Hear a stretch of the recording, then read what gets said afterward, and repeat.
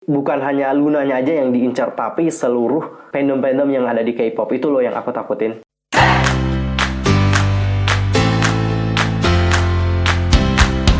Halo, what's up guys, I'm Yusuf Kim, welcome back to my channel. Gimana kabar kalian hari ini? Pastinya baik-baik aja kan? Gimana nih yang masih puasa, apakah masih tetap semangat untuk menjalankan puasanya? Harus tetap semangat, oke?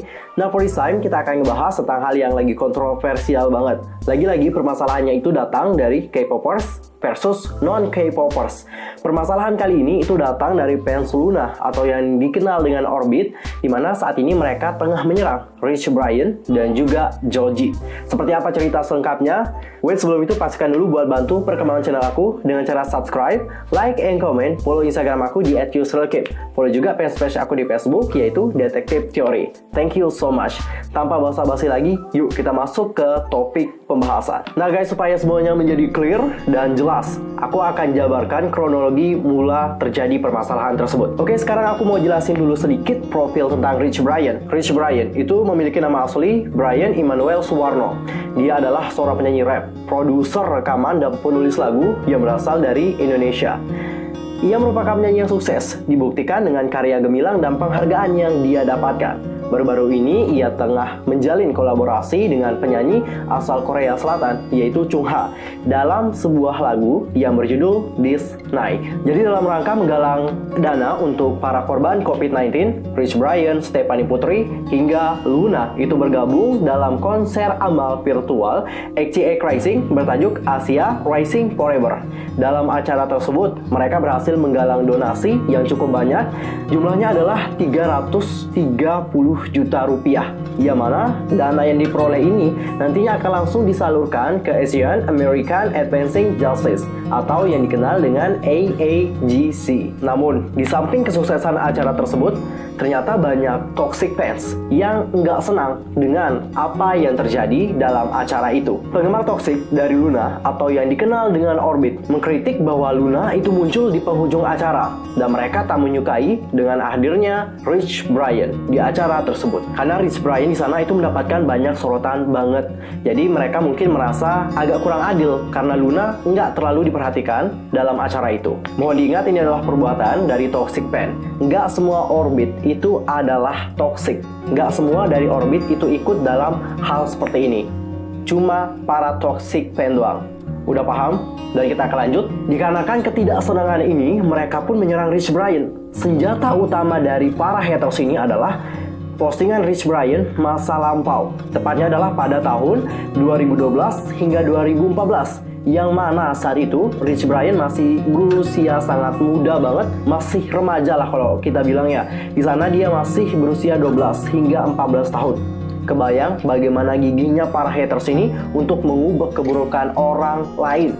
Dia bahkan sampai mengulik postingan yang udah bertahun-tahun lamanya demi mendapatkan sesuatu untuk menjatuhkan Rich Brian. Para haters ini itu berhasil menemukan postingan Rich Brian yang mengatakan berbagai candaan yang cukup sensitif, dan hal tersebut tidaklah pantas. Kalian dapat lihat sendiri candaan yang diposting oleh Rich Brian.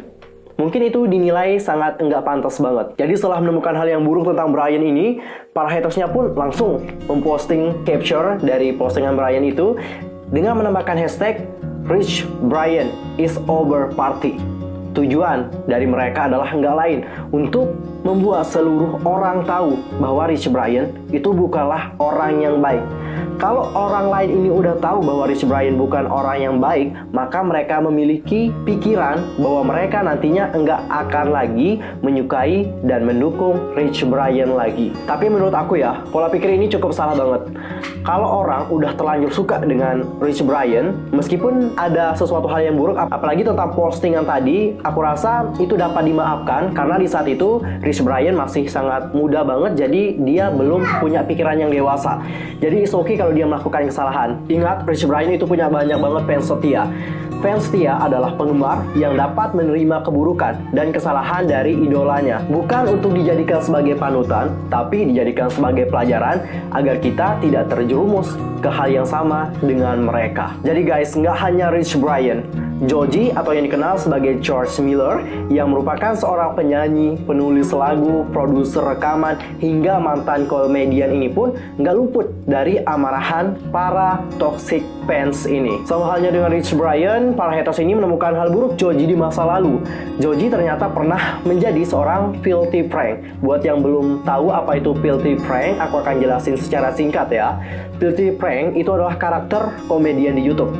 Memiliki konten dewasa dengan candaan sensitif, penuh kata kasar dan sarkasme.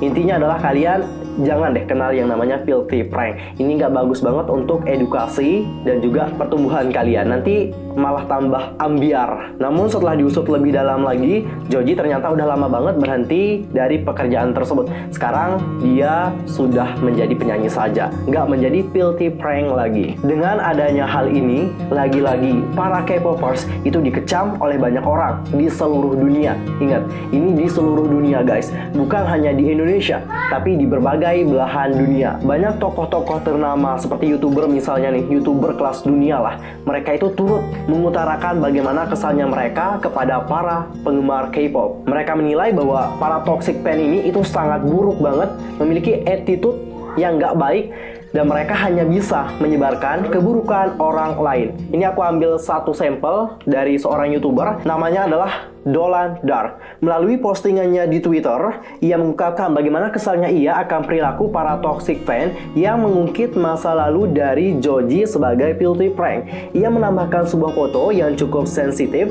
Aku tambahkan ini ya, sedikit blur lah istilahnya, karena kalau dibiarkan itu nantinya kena restrict alias disebut sebagai konten dewasa oleh YouTube. Jadi aku pakai cara aman aja, aku blur. Kalau kalian mau lihat postingannya seperti apa, langsung aja kepoin Dolan Dark. Foto itu menunjukkan seorang pria yang tengah mandi dengan air berwarna merah seperti darah. Foto tersebut punya caption, "He took a bath, he's not filthy anymore." Yang mana ia seakan-akan ingin memberitahukan kepada kita semua bahwa sekarang si Joji itu nggak menjadi filthy prank lagi. Sekarang dia sedang mandi menggunakan air darah. Itu punya makna yang sangat dalam banget.